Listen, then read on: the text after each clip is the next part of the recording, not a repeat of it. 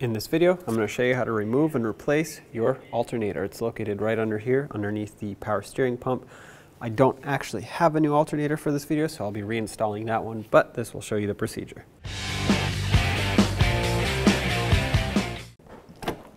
Lift this compartment up.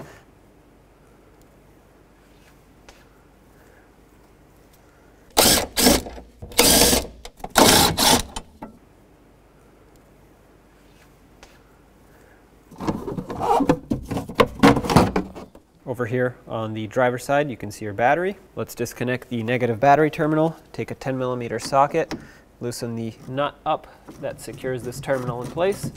Once you crank it out a few turns, pull the terminal right off, put it aside where it can't make contact. To start, I want to remove the serpentine belt, and if you look right there, that bolt that's sticking out of that pulley is the tensioner bolt. It's a 14mm, so let's grab a tool, loosen that up, and take the belt off. I have a serpentine belt tool, which is basically just a 3/8 drive flat bar, and it fits in tight spaces a lot better than a ratchet, but there's plenty of room for a ratchet in here. Once it's on, turn it clockwise, and I'm actually going to remove the belt right off of the power steering pulley. That's going to be the easiest just because it's right up here where I can reach it.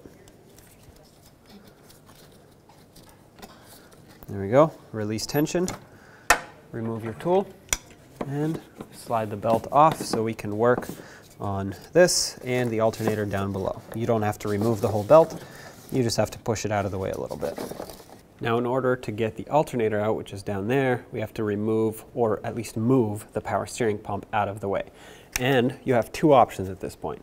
You can either disconnect the upper radiator hose, which means you have to drain the coolant, or you disconnect the pump and move that out of the way and leave the coolant alone, which means you have to drain the power steering. Neither of the two is better over the other, so I'm going to pick disconnecting the power steering pump because we have to unbolt it and remove it anyway, so I might as well just drain that system and put fluid in there as opposed to dealing with the coolant. That is just my preference. Obviously, if you would rather just drain the coolant, drain it, and then disconnect the upper radiator hose. But like I said, I'm going to opt for removing the power steering pump, which requires undoing this hose and that line and unbolting it, and it's out. So having said that, I'm going to actually take these pliers, clamp off this hose right here, and these are special hose clamping pliers which restrict the flow but do not damage the hose. And what this is going to do is it's going to prevent more than just what's in here from draining. I'm going to pop the hose out of here, and then loosening up this hose clamp will allow the fluid to drain. I have a little collection bucket that I made out of an old oil bottle, and this will take up the fluid that is going to drain. There isn't a lot of fluid in the system.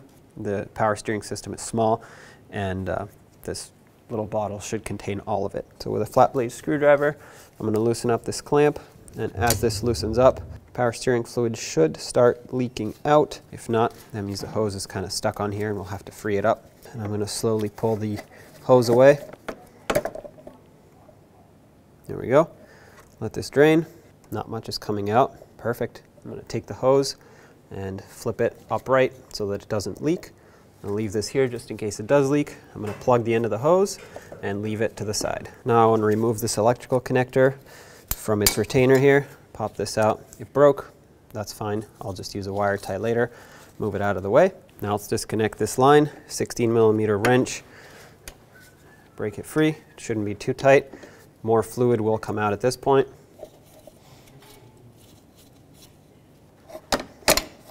There we go. The O-ring was a little bit stubborn. Had to help it out with a little prying action, but it's out. Fluid is coming out, like I said. Watch out for that. I plugged up these two holes with the clean end of a rag, and now we can remove our little collection bucket. This is all that it caught. Like I said, there isn't much in there. Now we can unbolt the pump and get it out of our way. The pump is held on with three 12mm bolts. One is this one over here, one is up at the top, and one is straight down below over there. Pretty difficult to see. This is the only one that you can actually see well. But I'm going to break it free. There are holes in the pulley, so just spin it until it lines up. I'm going to move up to this one and break them all free. And then I'll remove them with a smaller tool because there isn't a lot of clearance here.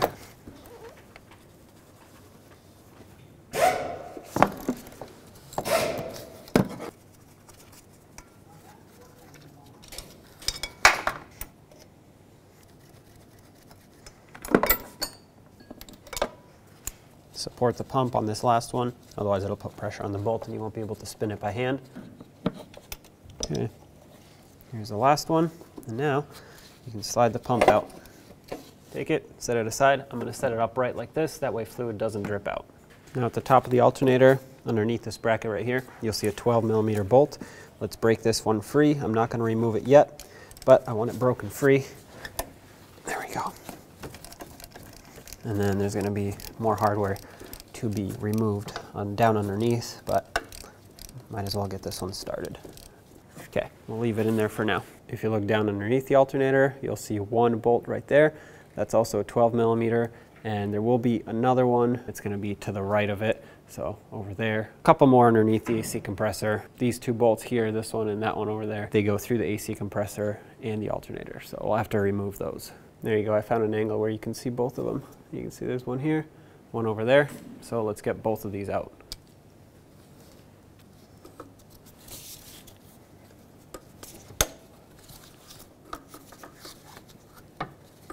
These ones I'm going to take all the way out. Now that it's broken free, I'm going to try and use my 1/4" air ratchet. My engine is also turbocharged, so I have an intercooler pipe right here in my way.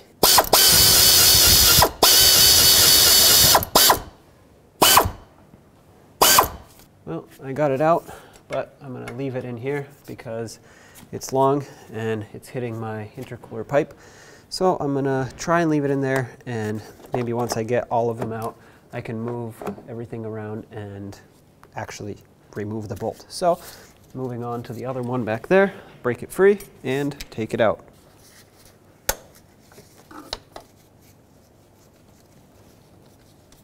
All right, this one's out too. Okay, and this one I was able to remove. I just pushed up on the intercooler hose. As you can see, it's pretty long. All right, this is even harder to see. You ready? Down there, you'll notice that there's another 12mm bolt. It's that long one over there that you can see. And then if you follow the AC compressor, there's another one hiding back there. So two more, one over here, one over there. We'll have to remove both of those in order to free up the AC compressor and therefore free up the alternator.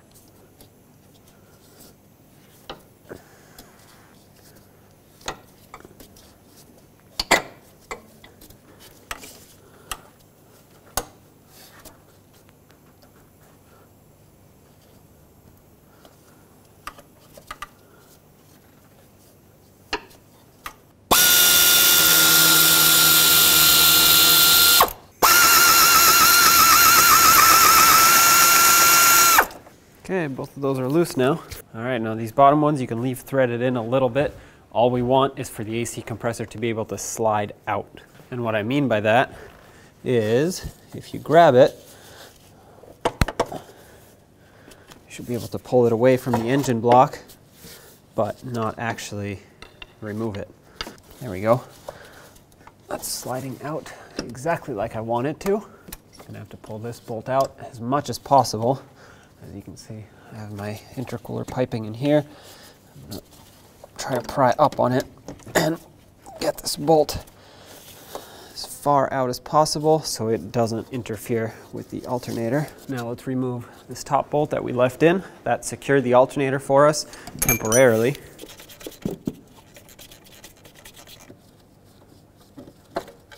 Okay, take this out. Now you can grab the alternator and we can turn it forward like this because the bottom part of that bracket needs to unhook from behind the AC compressor. And once you pull it forward, we can get a little bit better access to disconnecting the main power wire and the signal wire. Let's disconnect the signal wire back here. It's just a one wire connector. Be careful that it doesn't break. Wiggle it back and forth. Sometimes it gets kind of stuck on there. There we go. Pull that off. The only other thing we have to disconnect is the main power wire, and that's that one right there. with the plastic cap, and obviously it's the red wire. To do that, let's pop off the plastic cap. I'm gonna use a pick to help me out with this. There we go. Now use a 13mm socket and remove this nut that holds the power wire.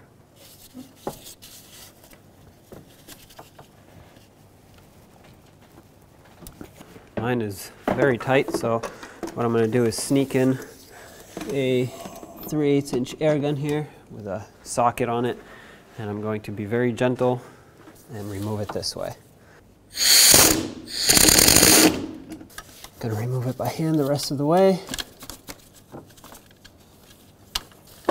Now I can remove it by hand because these are usually not seized on there, they're just extra tight with most of the time a lock washer. All right, pull the nut off. The wire came off, perfect. And now we can remove the alternator.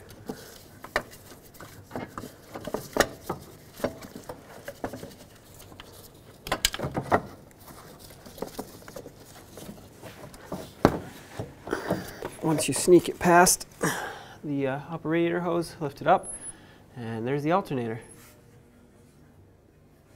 At this point, before the wire goes back on, you'd want to inspect it, make sure it doesn't have any corrosion on it, and this one looks good. So, line it up with the stud on the alternator. Okay, go ahead and slide it on, and then take your nut, put that on. Once you bottom it out by hand, let's grab our 13mm and snug it up. Okay, don't go too tight on it. You don't want to break the stud, but make it nice and snug. There you go. And one more thing to connect is the small wire over here. Check this one for corrosion. This one also looks good. Find the connector and slide it on. Clips in all the way. There we go. That one's good. All right, let's mount it. Reinstall your plastic cap. So just so you can see behind the alternator here, this is what I was talking about.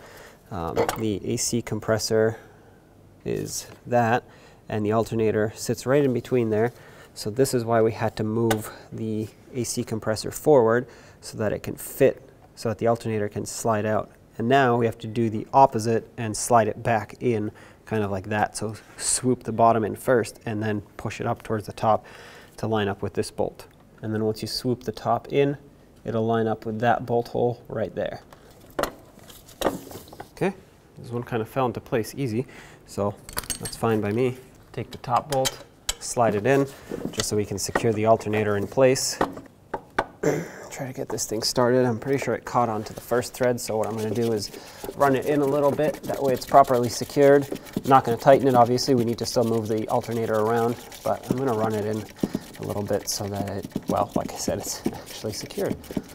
And once I get it closer, I will line up the bottom bolts, and I'm going to put the bolts in through the alternator first, so the top bottom bolts, because I need to move the whole thing around before I actually thread any of them in. Now let's take this bolt, and I'm going to bring it down underneath the intercooler pipe. With one hand I'm trying to push the bolt in, and the other one I'm lifting up on this pipe. You know, you can't really see what's happening. It's kind of impossible for me to show you at the moment. Okay, I think I got it. Yep. Now we have to get these to go all the way in. There we go. There's one. I'm going to thread it in by hand to make sure that it's actually engaged with the threads. And this one, move everything around and just try to spin it as much as you can. It's hard to reach down here. Okay, I got them both in. So these two are in. The bottom ones were never removed off the threads. So at this point, we just have to tighten things up.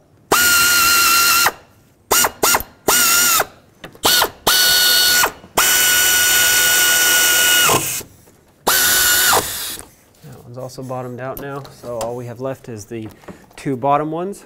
Obviously I will double check these by hand, but the air ratchet made them snug for now.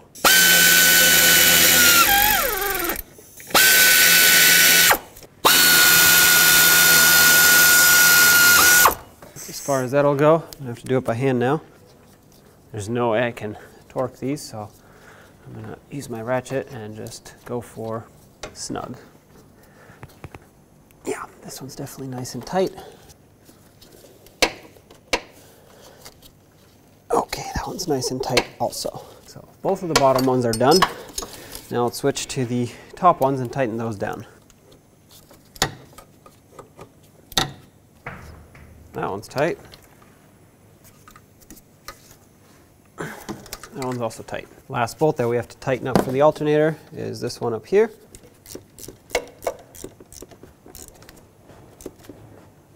Nice and snug. Perfect. And now it's time for the power steering pump. So slide it in here and start in the 3 bolts that hold it on. I'm going to start with this one over here because it's the easiest one to reach. And once this one's threaded in, I can pivot the pump around this one and line up the other ones. Okay, this one's almost tightened all the way. Pump can still move, which is perfect. I'm going to start the other 2 in, and once you line up these 2, the third one will automatically be lined up. Make sure these are nice and snug.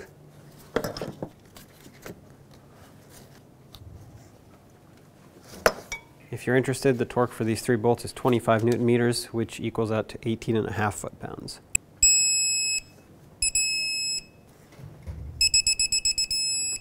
Now it's time to remove the rag that I used to plug the holes and the rag that I used to plug the line. And we can put the line into the pump. It has this O-ring here. Inspect it, make sure it's still in good condition. If it's not, definitely replace it.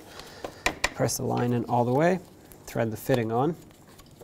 Take your 16mm wrench and snug it up. Don't go too tight. You don't want to completely crush that O-ring and ruin it, and it won't seal. So once the bottom's out, just give it a little extra and that should be good. Wipe off any fluid that is here. Take the hose and slide it on. There we go. Make sure you put it back right here where it belongs. And before we let go of this clamp, let's tighten up the hose clamp that actually secures the hose. Don't over tighten it because these clamps can break easily. So once it's snug like this, just give it a little 1/8 or 1/4 turn and you should be good to go. At this point, everything is tightened up. All the lines are secure, so we can release the pliers here. One last thing we have to do is to put the serpentine belt back. I'll show you a diagram on the screen of how it goes, but since we did not fully remove it, it should still be pretty close into position. And now with the belt situated on all the pulleys, grab the tensioner, release tension, and put it back onto whatever pulley you saved for last. I chose the power steering pulley because it's up top here, and I can easily access it. Okay, double check it quick that it's on all the grooves. Crank looks good, tensioner looks good, power steering, yep, alternator and AC all look good. So apply tension, remove your tool, double check it one last time just in case because you don't want this belt to fly off, and there you have it. Before we install the battery, I just want to top off the power steering system because we did lose some fluid. So I'm going to take the cap off and put some power steering fluid in here. If you're not sure what to use, you can refer to your owner's manual. Looking in my reservoir, there actually is quite a bit of fluid in here. So what I'm going to do is start by turning the steering wheel left and right, all the way, lock to lock, in order to manually pump fluid through the system so the pump doesn't start up dry. Usually I'd start by topping it off, but the reservoir is 3/4 of the way full, so I don't want to add more. So I'm going to start by doing that, and then we'll see the level go down. Here's a close-up of the reservoir so you can watch it while I turn the steering wheel. All right, going all the way to the right.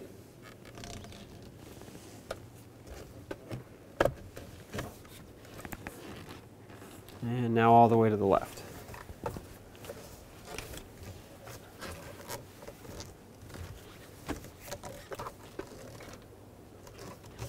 And all the way to the right again. And all the way to the left again. And I'm going to double check it.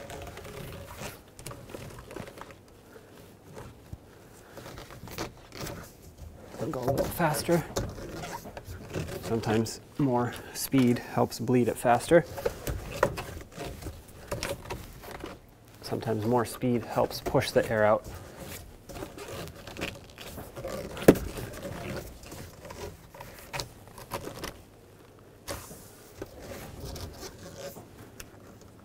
As you can see, fluid is pretty aerated, so we're going to wait for this to calm down, get the bubbles out of here, and then top it off again. I let the fluid settle for a few minutes, Let's try again. All the way to the left, and all the way to the right, and all the way to the left.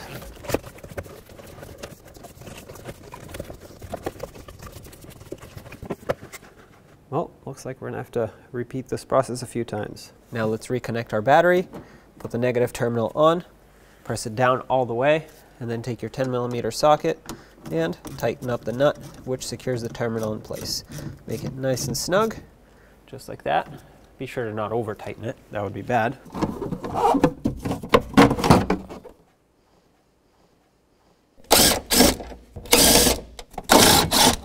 Then take the cover, drop it down, put back your carpet if you have it, and now let's start up the vehicle.